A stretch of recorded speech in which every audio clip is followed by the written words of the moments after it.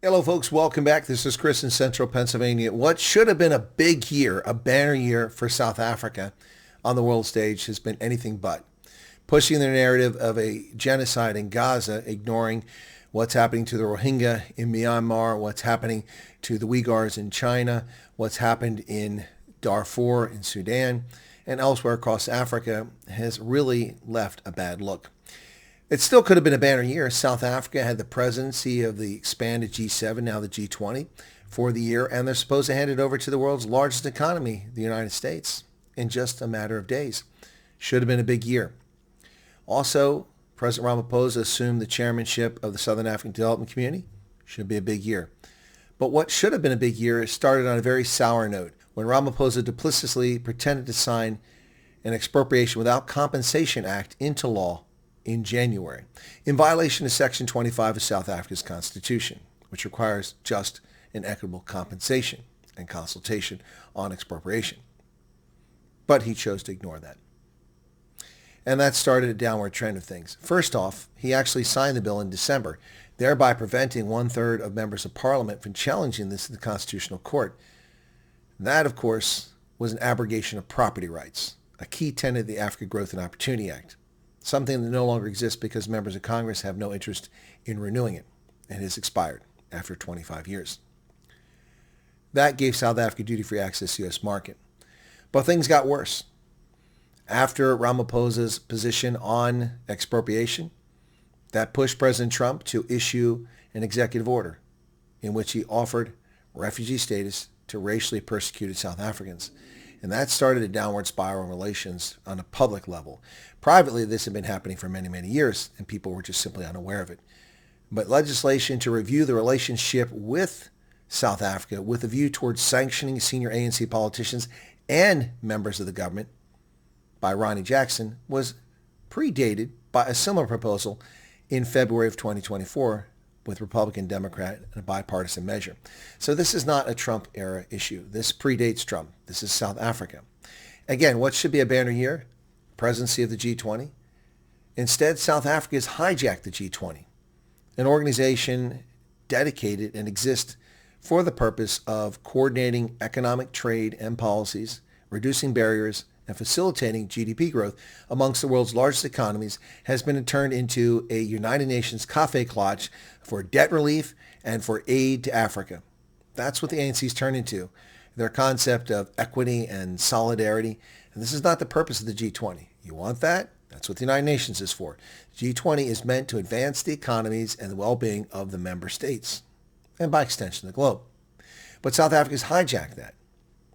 And their dream of a fantasy G20 is turning into a nightmare as people are defacing G20 signs, upset about not having jobs, as Solidarity puts up banners correctly identifying it. South Africa is the most race-regulated country in the world, and then they're proudly ripping them down, breaking the law. That got the world's attention. Meanwhile, President Trump this past Friday announced that the United States would send no officials to South Africa. Now, regardless of the reasons Trump stated in his Truth Social post, the reality is no one's coming. For months, we've been told by the South African government that they're negotiating with the Trump administration to lower the tariffs, but that's simply fiction. They're not in D.C. There's no trade representative appointed to negotiate with Washington. There's no ambassador. There hasn't been an ambassador since Ibrahim Rasool was PNG'd and kicked out of the country. Going on a year now. No ambassador, no trade representative, yet they claim that they're negotiating to reduce the 30% tariffs, part of the reciprocal tariffs that were applied to 90 countries around the world at varying levels. But Ronald Lamola, the foreign minister, Parks Tau, the trade minister, and John Steenhuisen, the agriculture minister, one of the important industries that ships the United States, can be seen yucking it up and dancing in Vietnam, going to China, and elsewhere, making no genuine effort on their part to negotiate the trade tariffs down. Meanwhile, South Africa's economy is imploding. A projected 0.9% GDP growth, less than 1% for the year was expected at the outset. Now that's less than population growth and less than inflation. So essentially, a smaller economy. That now has been lowered to 0.6 or 0.5, just as an impact of what's expected to come from the U.S. tariffs that didn't even go into effect until August 9th. This is not a good look. Meanwhile, the G20 summit is happening, and the South African government's trying to put a brave face on, saying that Trump is wrong, he's misleading, he's lying. So they've come out calling him names again. Xi Jinping hasn't committed to come to the event. Vladimir Putin won't be coming to the event. Donald Trump is not coming to the event.